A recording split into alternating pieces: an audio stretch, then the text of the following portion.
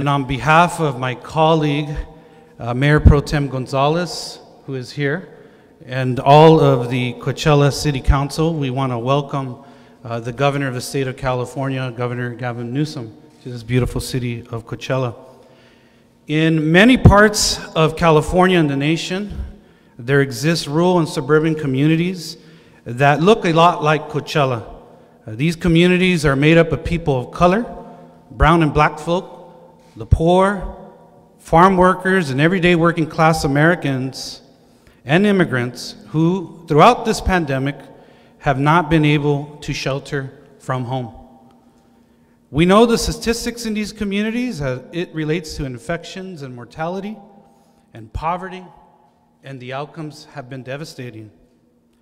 But there is hope in the stories being played out here in the city of Coachella and in the eastern Coachella Valley. The model being employed here is an example for the state and nation. The intersectoral collaboration where nonprofits, business, and government are working together to address public health outcomes and the pandemic, it stands out. Nonprofits such as TODEC are the perfect messengers and are helping to build trust in the community for folks that have doubt with the vaccine. Our businesses such as Seaview and many others are giving workers the time off, making their facilities and buildings available, and coordinating with public health. And our public health officials, such as the County of Riverside, the Desert Health Care Agency, is delivering the vaccines through mobile vaccine drives and providing the professionals to administer the vaccines. We are grateful here in the city of Coachella to the County of Riverside and the state of California for helping to ensure that we not only talk about equity, but more so that we deliver a solid plan and act on that plan to make sure that the vaccine is equitably administered to the people of color and that our communities have a chance to survive and prosper during and after this pandemic. For many of us here in the city, the work is personal as we are the children of farm laborers. I'm the grandson of a bracero who raised me. We know what it's like to lack access and resources, and conversely, we know what a hand up can do for all of our lives. To the mayors and leaders in communities that look like Coachella, ask not what the governor can do for you, but what you can do for yourself to convene stakeholders, inquire about their needs, listen to them, and show empathy to assemble your own task force and deliver the vital resources your community needs. I want to thank the governor who in this difficult time has not forgotten about communities like Coachella and has made it a point to visit communities in the eastern Coachella Valley. I also want to thank the state of California and Dr. Galley, the county, the special districts, the federal government, the nonprofits and businesses, and all of our partners who are breaking the silos that we sometimes get into and are working intersectorally to ensure that we can beat this pandemic. I have the distinct honor of also introducing Kim Sarawatari, who is our Director of Public Health and who has put together this great intersectoral collaboration. Kim, I got a City of Coachella hat for you, and I also got one for the governor, so I'm gonna give you these hats. This is a real, and now you can say you've been to Coachella, by the way.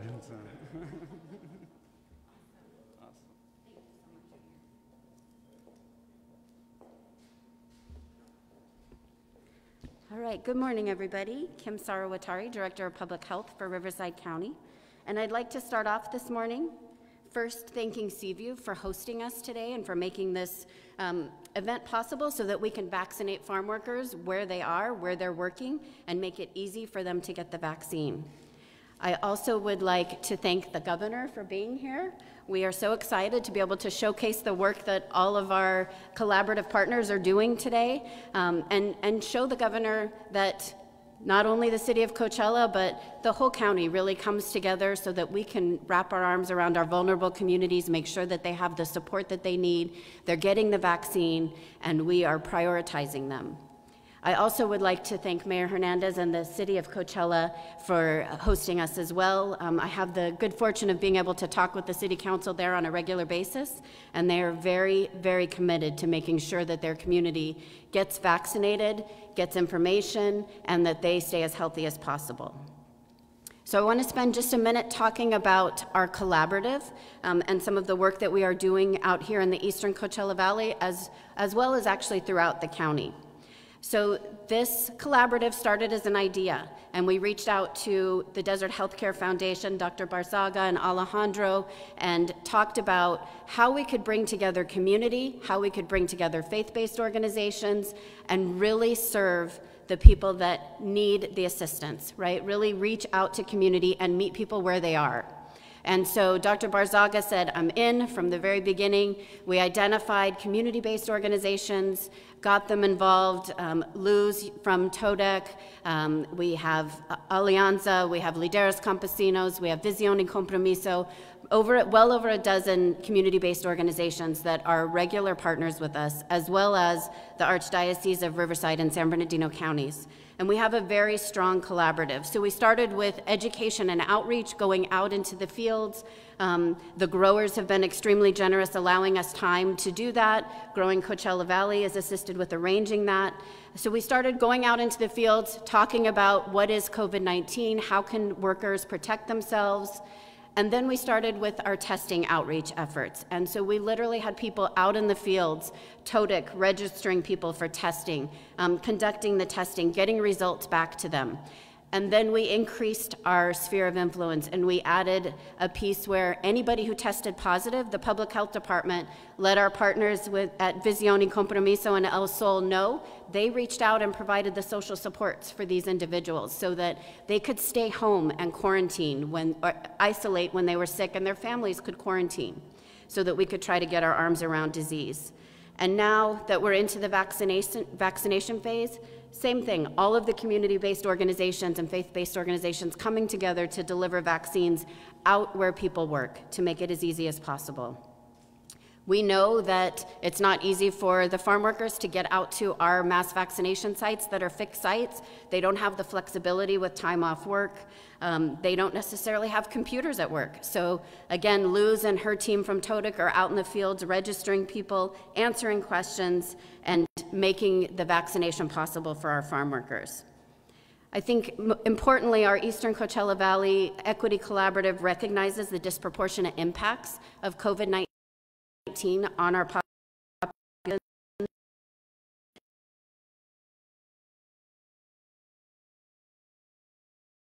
Next population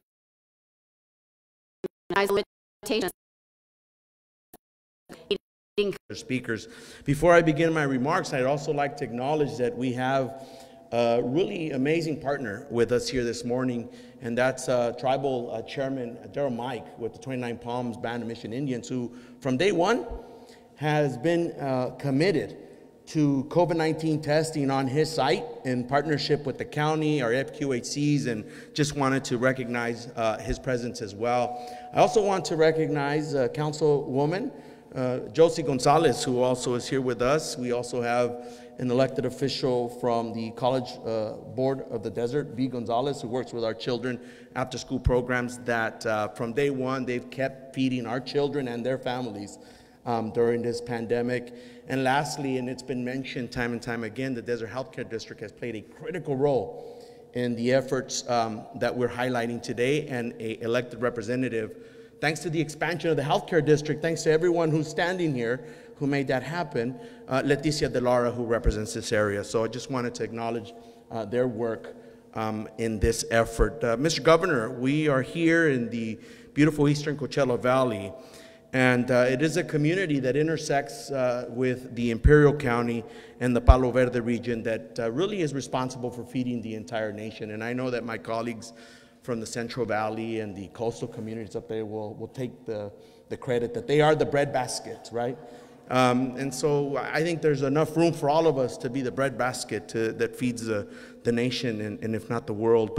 And we also know that we drive the engine of our economy, and so that much more important that we're paying attention to the people, to the human element that we're here to discuss today. Many of our families, as been mentioned, have been intimately involved in this work, and now we see how impacted our workers in our agriculture community have been due to COVID-19. In fact, I recall my parents traveling from Imperial County, starting in Hopeville, coming down to Coachella, going all the way down to the Salinas Valley, the Gonzales area, to work in the fields. And so this, again, is extremely personal to us. And as you've learned this morning, the first labor contracts for grapes with Cesar Chavez were signed here, and some of the first organized efforts with our Filipino brothers and sisters occurred here.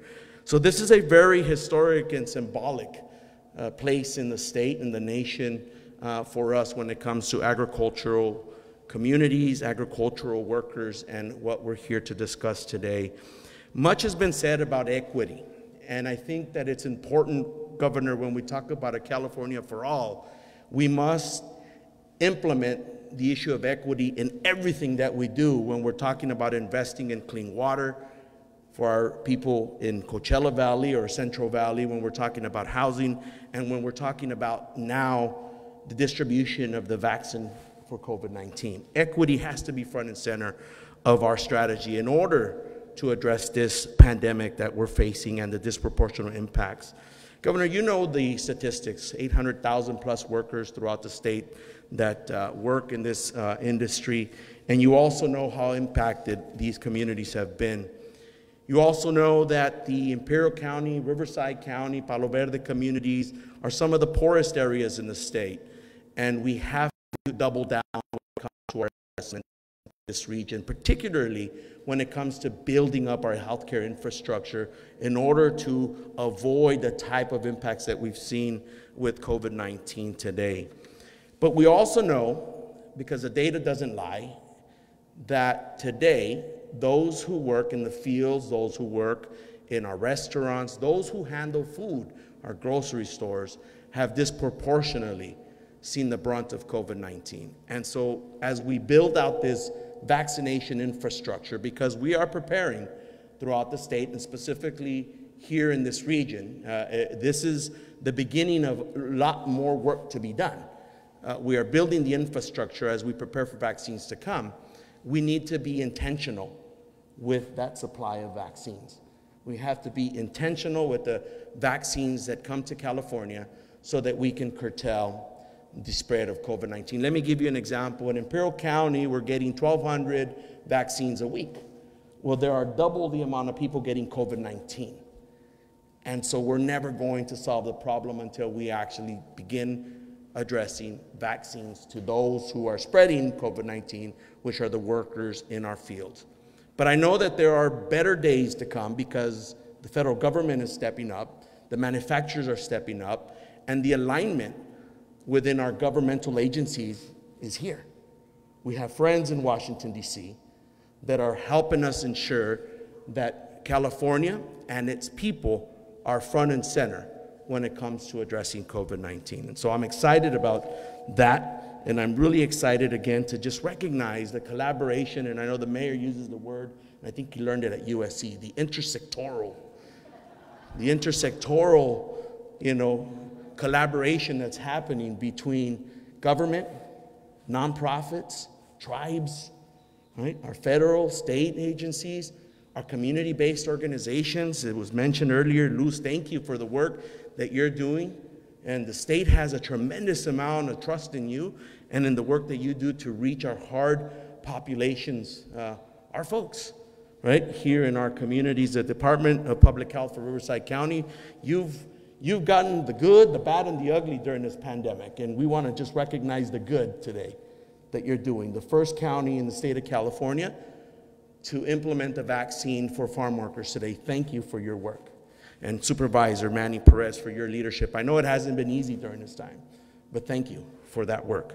We also want to recognize the collaboration, the equity collaboration between the Coachella Valley, and that's made up of a lot of grassroots organizations and of course the healthcare district that I'm very proud that many of the folks that are here pushed really hard, that had the vision to make sure that we expanded that healthcare district to ensure that today they could do the work that they're doing today.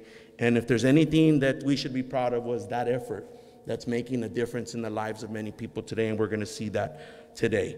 And without a doubt, we have to recognize our partners. Our farmers are collaborating with us because we have a mutual interest. That mutual interest is our folks that we represent, the people that work for them.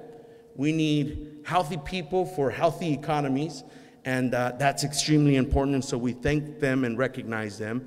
And without a doubt, you know, we've had a champion on the ground, and we're lucky to have what I have called our own Dr. Fauci-Reese, right? Dr. Fauci-Reese, our congressman, who has been out there working day in and day out, you know, even to the point where he's out there vaccinating folks and checking them on a first kind of hand basis. And so we're very lucky to have that type of leadership here. And as I mentioned, we're all very committed. Why? Because we were born here, we were raised here, and because our parents are the folks that are going to get the vaccination here today. Muchas gracias a todos los que están aquí con nosotros esta mañana. Unas palabras breves en español. Hablamos mucho de la equidad en lo que se habla de la vacuna. Necesitamos decir la palabra equidad, pero con palabras que también enseñan acción. La acción que es necesaria para asegurar que cuando estemos distribuyendo las vacunas por el estado de California o haciendo inversiones en infraestructura para asegurar que tengamos agua limpia y saludable o vivienda, que vengan esos recursos a las comunidades más necesitadas. Y por eso es de gran importancia esta colaboración que se está tomando a cabo aquí dentro de esta acción que se toma hoy y el trabajo que se está haciendo por parte del condado, las organizaciones no lucrativas, los gobiernos federales, estatales, locales y nuestras tribus que son soberanas también. Con eso le damos la bienvenida al gobernador. Mencioné en el inicio de mis palabras que es el primer gobernador que nos visita aquí en Coachella en el tiempo que yo tengo en el servicio público, y es un gran orgullo poder darle la bienvenida, y muchísimas gracias por todo el trabajo que se está haciendo aquí hoy y en los días que vienen. Gracias.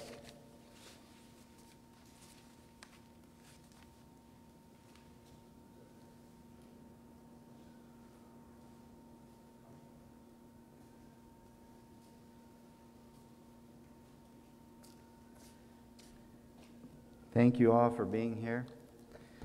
I want to echo the sentiments of previous speakers who have said that this is personal.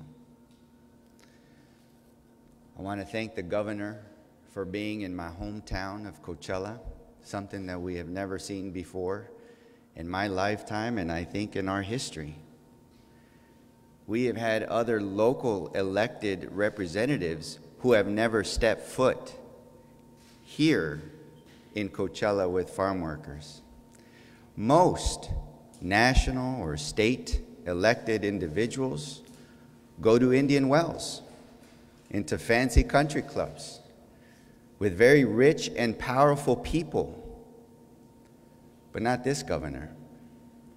This governor goes to the people, where they're at, right here with the farm workers, with the laborers, listening to the stories of real life experiences of men and women who work tirelessly with tired backs and calloused hands day in and day out to feed America, to feed you, to feed us. And for that I am incredibly proud.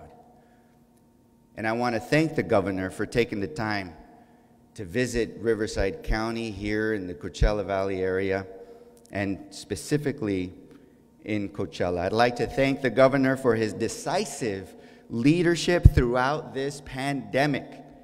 and his life-saving efforts to follow the science to get us through this public health crisis as safely and quickly as possible. And as an emergency physician and a public health expert that spoke with national leaders, scientists, local epidemiologists, I can say with absolute certainty that Governor Newsom saved millions. And I'll repeat, Governor Newsom saved millions of lives with his early, decisive decisions. And when I say that with an incredibly sincere heart, as a doctor and as a child of farm workers, as somebody who grew up here in the Coachella Valley, when I was desperately sounding the alarm to oftentimes closed ears, his decision saved lives. It could have been your family members, our parents, millions more are alive because of this governor. And ending this pandemic quickly, safely, equitably requires a strong federal, state, local, nonprofit, and community partnerships, which is exactly what we've built over the years. Collaboratives are a mainstay in the Coachella Valley. And I want to thank some of the pioneers who have developed this collaborative models throughout the years. Supervisor Perez, Assemblymember Garcia, the Mayor Steve Hernandez is here, and Chairman Mike. I got to say this because every time I speak as a member of our federal government, that it is important to recognize the chairman and the tribe as a sovereign nation, tribe to federal government directly. And so that's why it's important that we recognize the chairman and our sovereign nations that are here. I grew up in a trailer park the early years of my life with my farm worker parents who worked day in and day out, sacrificing in order to give us opportunities that they've never had. And I carry those stories of hard work, determination, and social responsibility with me wherever I go. And I know firsthand that while farm workers have risked their lives throughout this pandemic to put food on our tables, they have also been at high risk of getting, spreading, and dying from COVID. And this isn't just theory, this is the data. We know that Hispanic populations, and in particular the high-risk essential job workers, the farm workers, the produce packing, the meat packing, the grocery workers, have a higher incidence of getting infected and dying from COVID-19. This is why very early on in the summer, I worked with the Coachella Valley Volunteers in Medicine. I worked with Visión and Compromiso. I worked with the Desert Healthcare District to provide in-person testing for our farm workers at trailer parks, at our schools and our churches, and also the homeless under the bridges, out in the desert, by the railroads, along Indio, to go to the hardest to reach, most vulnerable members of our communities, and oftentimes ignored. You see, farm workers are at high risk because they work in high-risk essential jobs, oftentimes with poor precautions offered to them to keep themselves safe from COVID-19. That's not the case in some of our growers, with our growers here in the Coachella Valley. but throughout the nation it is the case. Second, they live in tight quarters, overcrowded areas with 2-bedroom trailers, low-income housing, farm worker housing, with 3 generations without the ability to quarantine or isolate, and oftentimes they're too concerned about missing work because how else will their children eat? Furthermore, they are at higher risk of being under-resourced. Governor, here where you stand, there's only 1 full-time equivalent doctor per 9,000 residents. I know, I did the research in 2010 and literally counted the hours of the doctors in every clinic that existed here under the Coachella Valley Healthcare Initiative. To be medically underserved, you have to have 1 per 3,500. The federally recommended number is 1 to 2,000. We have 1 to 9,000. We don't have enough clinics. We don't have enough nurses. We don't have enough promotoras. We don't have enough resources to come into our community. So in Congress, I've been advocating for those resources to come here in Riverside County, in particular District 36. In March of last year, we passed 3 pieces of legislation to respond to the unfolding public health and economic crisis, including the CARES Act, which provided $150 billion in direct assistance to state and local governments. That money has allowed the county and cities to pay our frontline heroes, provide small business assistance with those programs with Live to Rise and others, and administer the vaccines, testing, and treatment to our residents. And the good news is that we are working on another relief bill as we speak.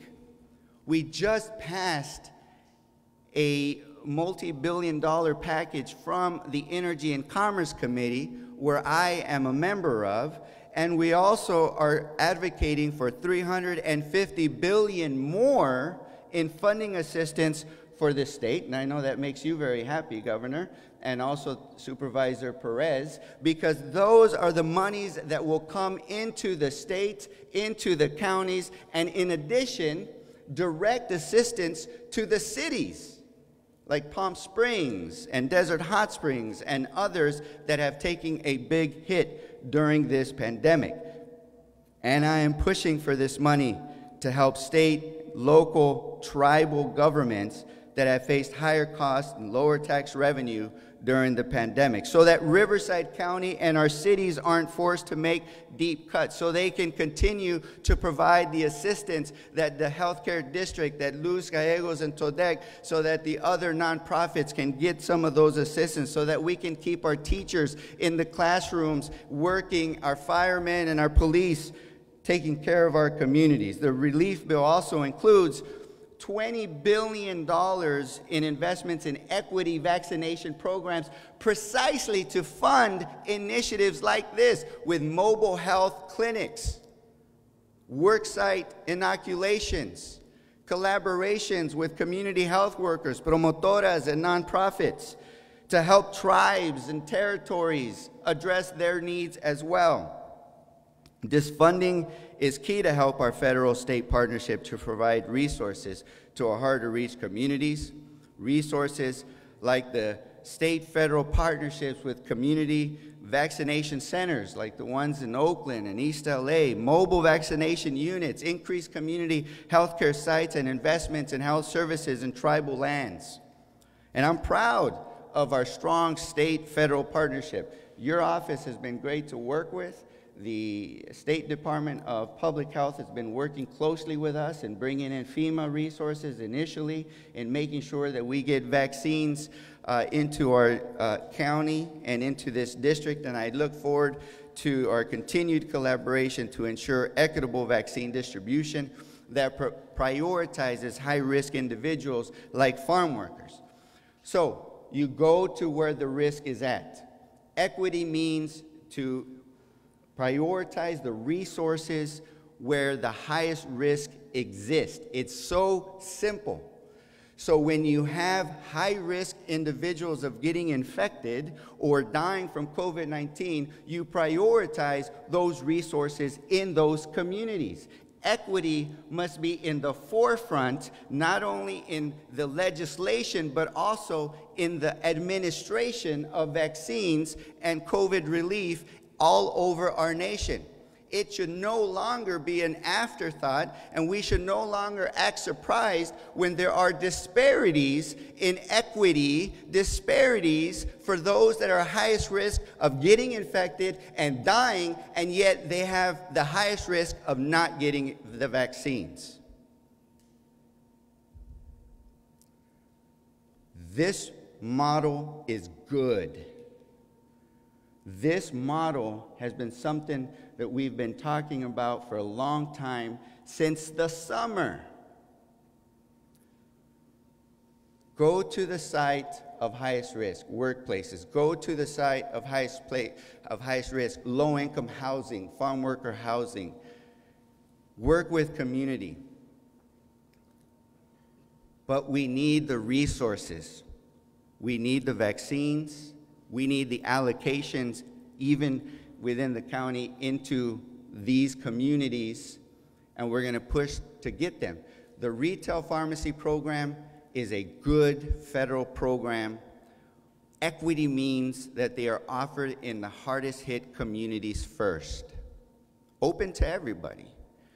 Direct assistance to FQHCs from the federal government is another equity provision that President Biden is going to be initiating. We need to make sure that they are here in our county.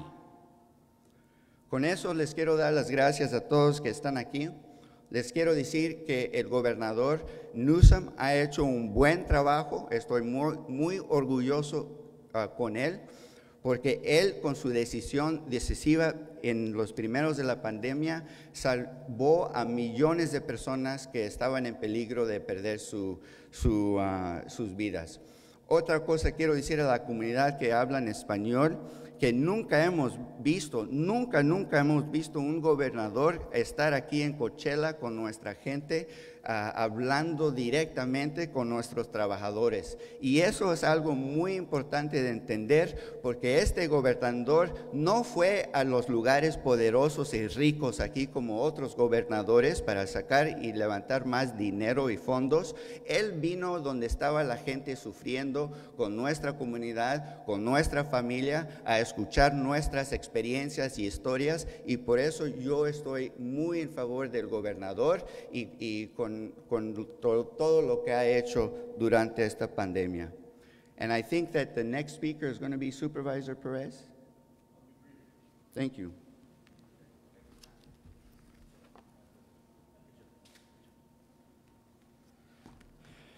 Good morning, everyone.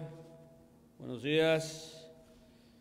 And I think you heard quite a bit already from the experts. I don't want to belabor the facts and the data that stand out for themselves, but I think it is important that we do recognize the fact that our Governor Newsom, has done an outstanding job for the state of California.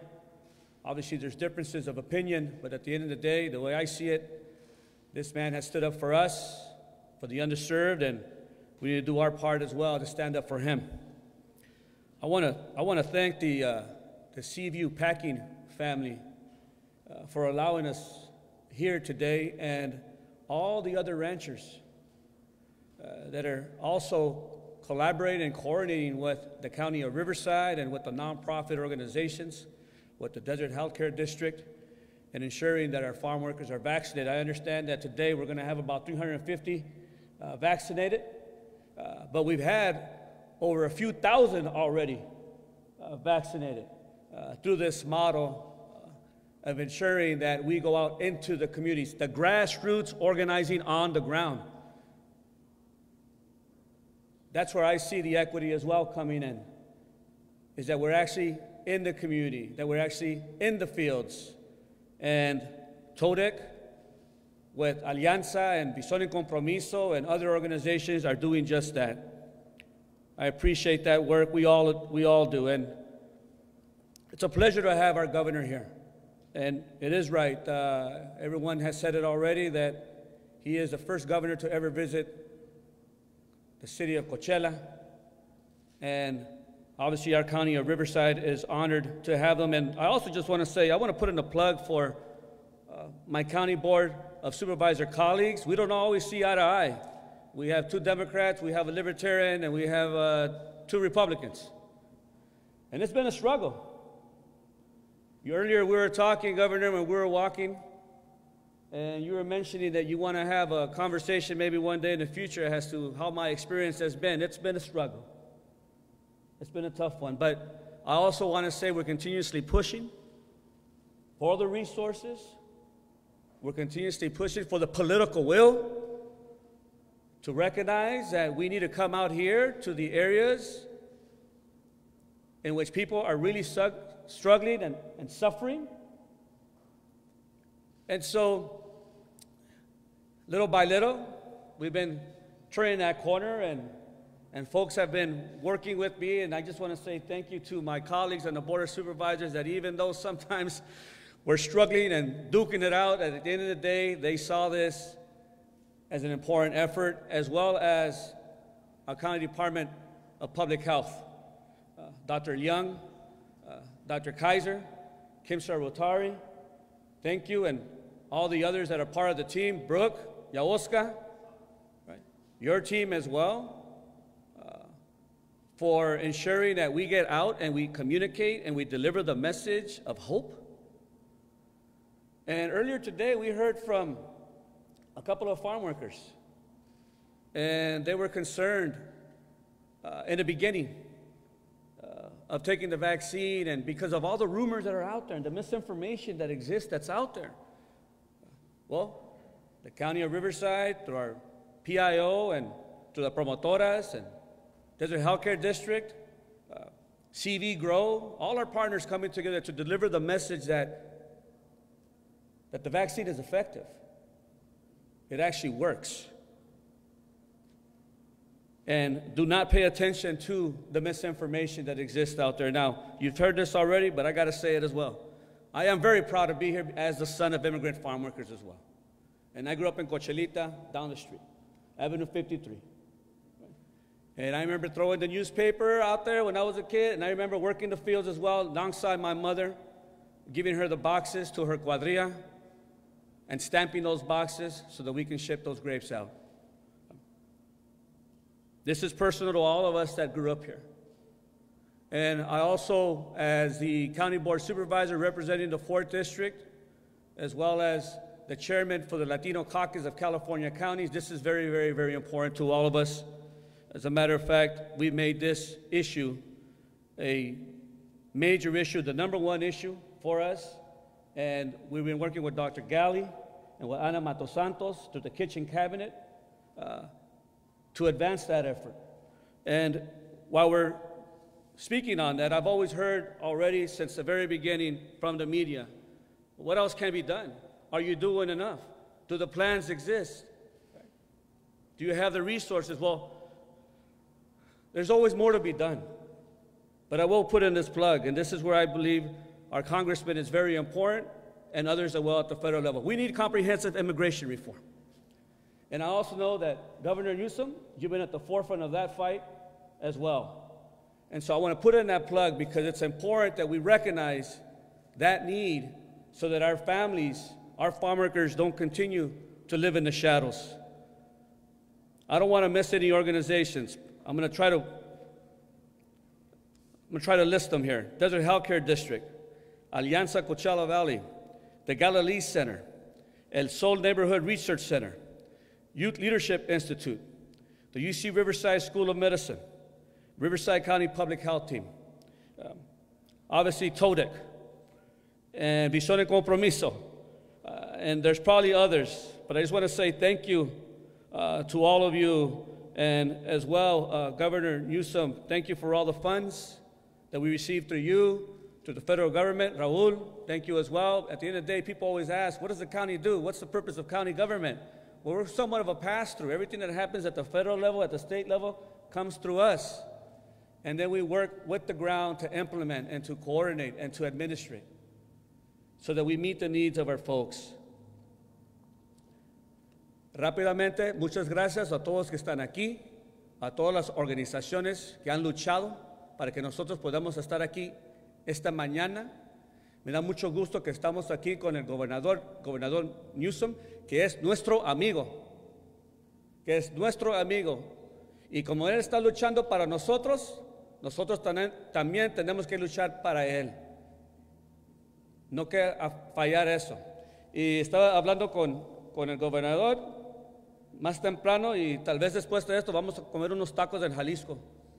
A ver si quiere ir. After this, Governor, I know you got a schedule, but maybe after this we'll take you to Jalisco, to one of our best taquerias in the city of Coachella. With that, thank you everybody for being here. I want to say, Governor Newsom, our cleanup hitter for the day, please come on up. I heard you had a scholarship back in the day to play baseball, right? Your turn to hit a home run. Thank you, Governor. Well, a hell of an introduction. And remarkable comments from each and every speaker, truly remarkable comments. And I will be brief as much as I can be in updating and providing an overview of where the state is as it relates to this pandemic and where we are specifically as it relates to the vaccines. But I'm here really in the spirit of gratitude, respect, and moreover admiration for the incredible leaders you just heard from the supervisor, and as a former supervisor, I know intimately what supervisors do and what this county has done, no other county in the state had done. You were first to advance the cause of equity, not as a rhetorical flair, as the doctor was saying early in our briefing, but substantively and meaningfully. To the Assembly member who has been extraordinary in his advocacy, I'm here as well in gratitude and admiration of his leadership for securing an additional $24 million that we'll be announcing today for our Housing for Harvest program all throughout the state of California. You have leaders here that have been on the ground delivering on that program, helping our farm workers, creating opportunities for quarantine and isolation, and opportunities to house our farm workers to guarantee their health and safety. To Dudek and Luz, who's done an amazing job on the ground to truly bring in language, cultural competency to a whole nother level. My gratitude, my admiration, my appreciation. To the congressman, you heard the passion from the mayor, from the congressman. You heard it from the assembly member and the supervisor. This is a lived experience. It's one thing to intellectualize the reason we're here. It's another to experience it generationally. What an extraordinary journey they have been on and their families have been on. What a remarkable community this is. What a special moment this is to highlight not only their journey, but the journey of so many others that make up the vibrancy of this remarkable part, this remarkable region here in our state. To Seaview, thank you for your partnership. As it was noted by the supervisors, thank you to the farmers, the ranchers. Thank you for recognizing and valuing your workforce. To the farm workers themselves, these things don't just magically arrive in the grocery store. There are folks out there every single day in 120-degree heat that make sure these arrive on your grocery store. And that's a remarkable thing. And we're here to celebrate them, truly essential workers here in this state and all across this country, but particularly here in our state. We're here to identify their remarkable contribution to our state and nation, but also to recognize our unique responsibility to do more and do better to support them. And frankly, we haven't done enough, and we have to own that. We have to recognize that we haven't delivered on equity like we should, like we must, and it's not lost on me. You heard it from every single person that spoke. This was a pre-existing condition even before COVID and the pandemic. Those disparities have only been highlighted because of this pandemic. And so it's incumbent upon us, because our minds are stretched, our capacity of understanding is so much more vivid, that we do something about it as we begin to turn the page. And that's what I want to briefly talk about here today. 1 month ago today, we had 11.3% positivity in the state of California. Today, it's 3.3%. 11.3% to 3.3% just in the last 30 days. 1 month ago today, we had 42,000 reported cases. Today, just over 4,000. 42,000 down to 4,000. 11.3% positivity down to 3.3% positivity. In the last 14 days, 38% reduction in the number of people hospitalized with COVID-19. In the last 14 days, 33% reduction in the number of people in our ICUs. We have an R effective, something I know many of you understand, some of you don't, but the rate of spread now down to 0.65. We haven't seen that in many, many months in our state. We are in a very different place than we have been because of all of your hard work. Each and every one of you doing your part to do the masking, to provide as much confidence you can, assurance and strangers that we're socially and physically distancing from one another. But the vaccines are foundational and fundamental, and I'm here in that light to talk briefly and open up to questions about our vaccine efforts here in the state. There are only 7 jurisdictions in the world, nations, that have vaccinated more people than the state of California. Over 6.3 million people have been vaccinated in this state.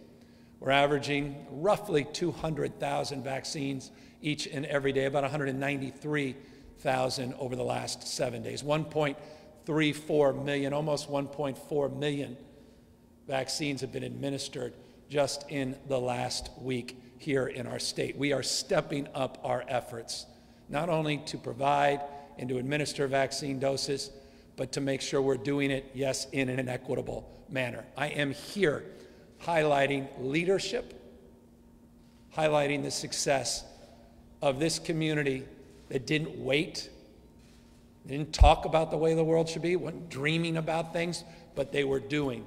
They got an idea, organized an equity collaborative, partnerships that the supervisor was just referencing, and they got working.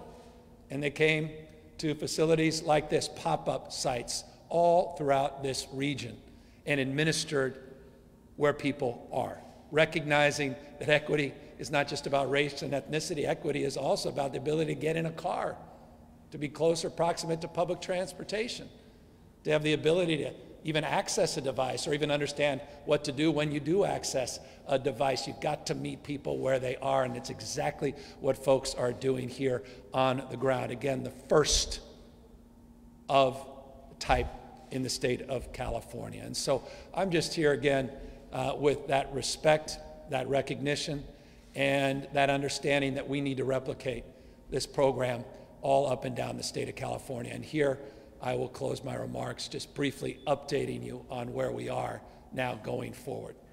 While we've administered a little over 6.3 million doses of the vaccine, we have more work to do. Here's the constraint: supply. The constraint is manufactured supply. The state of California is not in possession of 1 dose of vaccine. We do not have a cache or a storage facility of any vaccine. We have distributed every single dose of vaccine that the federal government has provided through a provider network that actively includes over 1,100 plus providers in 58 counties. What we need is more manufactured supply. The good news, just yesterday the Biden administration announced we're going from 11 million vaccines a week to 13 million vaccines a week. For California, let's put this in numerical terms. Last week we received 1,080,000 doses of vaccines. This week, we anticipate receiving 1.28 million doses of vaccine. Next week, end of the month, about 1.32 million doses of vaccines. 1.3 million. That's good. That's important progress. That's visibility moving forward, all things we didn't have in the past that we now have with the new administration. But clearly, on the basis of what we are administering on a daily basis, it's not enough. We'll run through that supply in less than a week. And that's the constraint in this state. I've been up and down this state in large cities, small communities, Madera, down here, other communities on the coast, large-scale sites at Dodger Stadium, at Petco Park, up in Santa Clara at Levi's Stadium. End of the day, we're throttling back many of those sites because of those constraints on supply. I deeply understand that anxiety and deeply recognize the need to provide more certainty in terms of the supply going forward. And that's exactly what we're working on with the Biden administration. I appreciate the Congressman's leadership and his support of the first in the nation FEMA sites here in the state of California. They include not only large-scale mass vaccination sites, up to 6,000 doses administered every single day, but they also have mobile sites that go into the community that are also part of that program. California was the first state in this country to partner with the Biden administration, and we launched those two programs up in Alameda County and in East LA just yesterday. That's a preview of what we hope is more partnerships like that to come, more community clinic partnerships, more pharmacy partnerships, more support for mobile clinics, more support for pop-up sites just like this. This is what we anticipate over the course of the next few months. We talk about light at the end of the tunnel. There's light at the end of the tunnel. You heard it last night from the president himself in the town hall. When we get through May into June and July, we will be administering, or at least have the capacity to administer, because of our manufacturing, up to 600 million doses nationwide. That's enough to vaccinate everybody who seeks a vaccination. That's extraordinarily encouraging. But June, July is not March and April. And so over the course of the next number of weeks, we're going to have to be honest with folks about what we can and what we can't do. We have to be mindful that equity is not a platitude, it's not just a platform. We have to truly deliver on that, and we need to be held to account. We put dashboards up, and we said this as a preview. Based on the first allocations, population eligibility, we knew this. This is not unique to California, all across the country, that when those numbers come up, they will not look favorable in terms of the equity index because of the over-representation in a healthcare workforce of people that truly are not as representative of the diversity of a state like ours. And so in the next round, as we are moving forward into the tiers, that prioritization and that intentionality, which I love hearing that word, intentionality, has to be focused on delivering real results to our diverse communities. And so that's our commitment, that's our resolve.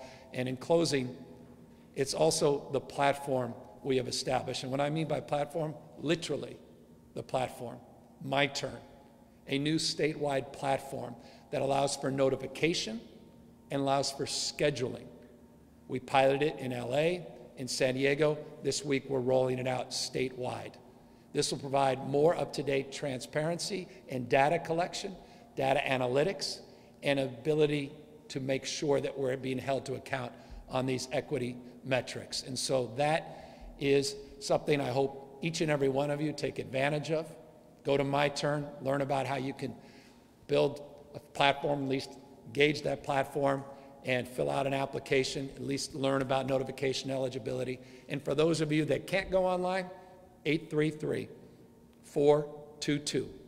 833-422-4255. 833-422-4255. Encourage you to make that call and learn about what program may exist in your community proximate to you is available so that you can appropriately get your vaccination. So that's the update from me. Again, deep gratitude, the mayor, congressman, supervisor, my friend, remarkable Assemblymember Garcia, has just been doing a magnificent job. And again, to this entire community, thank you for your leadership, thank you for your stewardship, and thank you for being there for each and every one of us without hesitation in the midst of this remarkable pandemic. Truly, the heroes we talk about in this pandemic not just our nurses and doctors, not just our frontline employees that are out there in the EMTs or the paramedics or our law enforcement, but it is, as was stated a moment ago, our grocery store workers, our restaurant workers, and our farm workers, those farmers and ranchers as well. With that, happy to take any questions. Hi, Governor. Thank you for being here today. I'm Rebecca Plevin, the immigration reporter for the Desert Sun. I'll be asking questions for the California Press Corps. You've hinted at more money for the housing to harvest program. Could you provide more details about that? $24 million. We'll be announcing it formally today. I want to thank the Assembly member for not just his support, his strong advocacy for that program, encouraging a program that's now operational, specifically in about 15 counties. It's candidly been underutilized, and we recognize that. And the purpose of this new appropriation is to maximize its effectiveness. Its effectiveness will be ultimately determined by partnerships like TODEC and others that are on the front lines promoting that program. And that's exactly what we intend to do with this $24 million appropriation. Thank you. This question comes from Maria Sestito with the Desert Sun. We have a large Latino population here in the Coachella Valley. And though we've had this big push to vaccinate farm workers, we also have many domestic workers cleaning hotels, Airbnbs, the homes of doctors and other healthcare workers. Where do domestic workers fall in the vaccination tiers?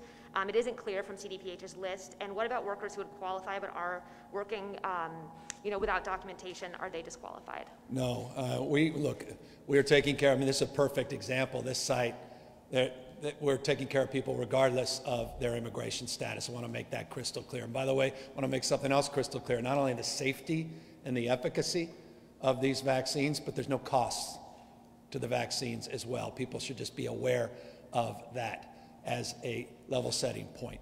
Number two, as it relates to the tiers, we do have multiple tiers in this state, 1A and 1B. 65 and over, healthcare workers in that top tier.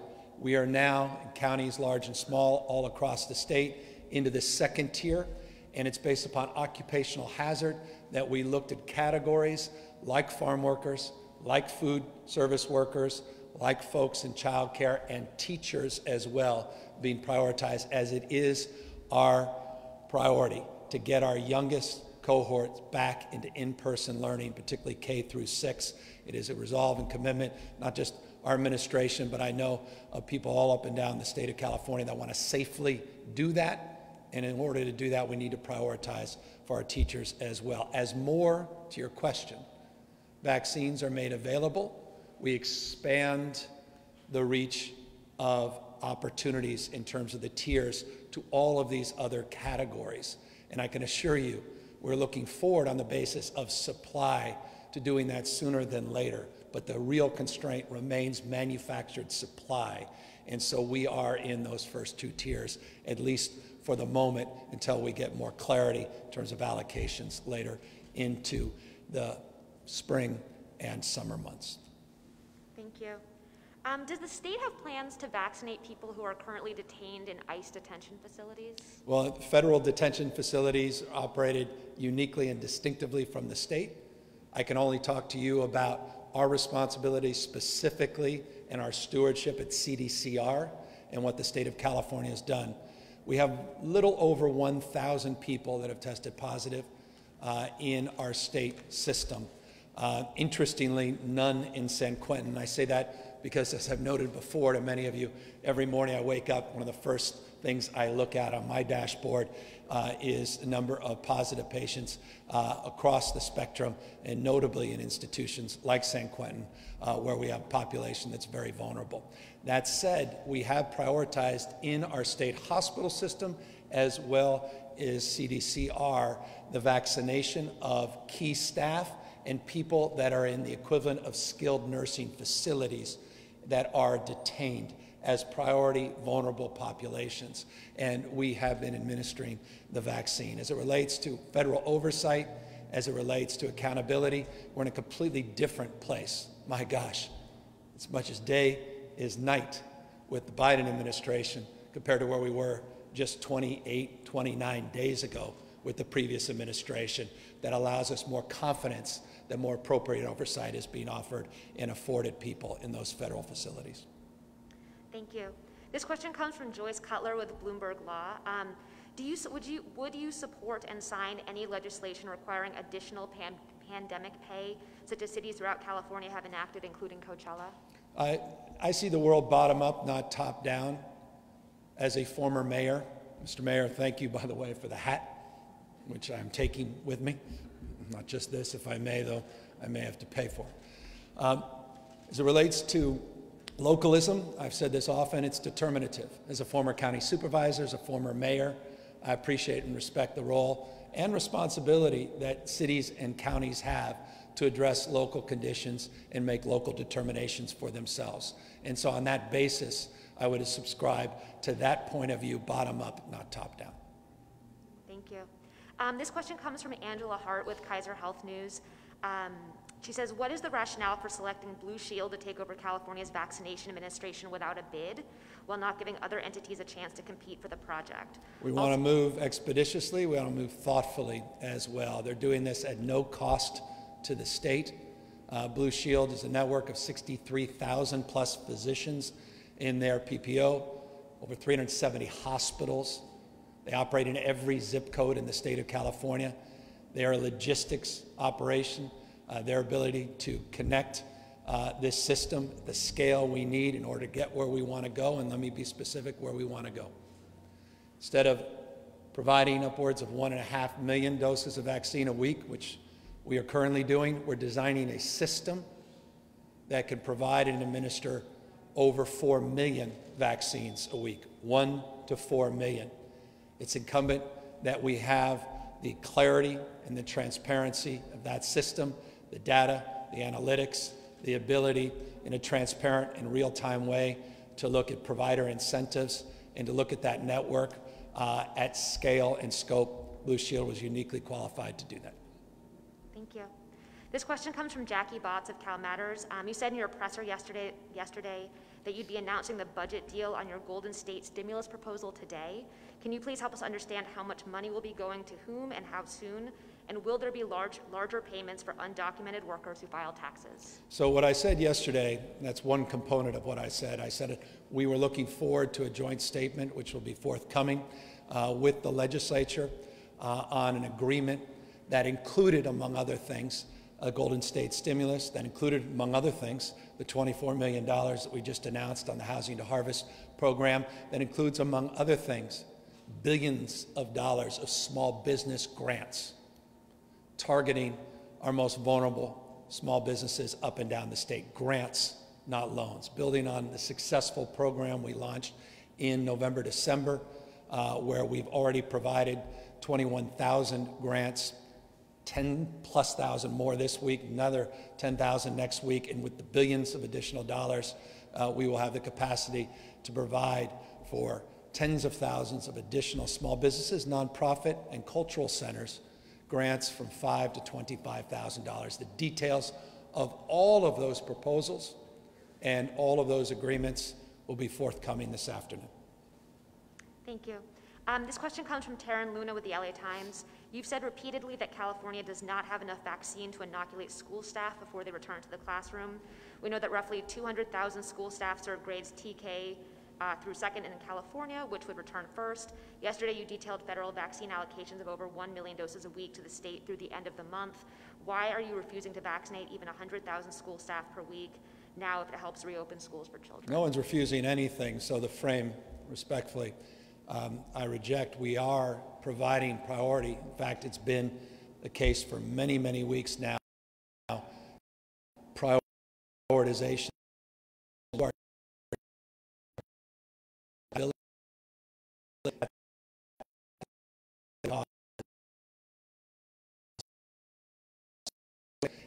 is to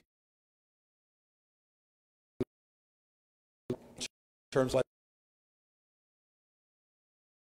our folks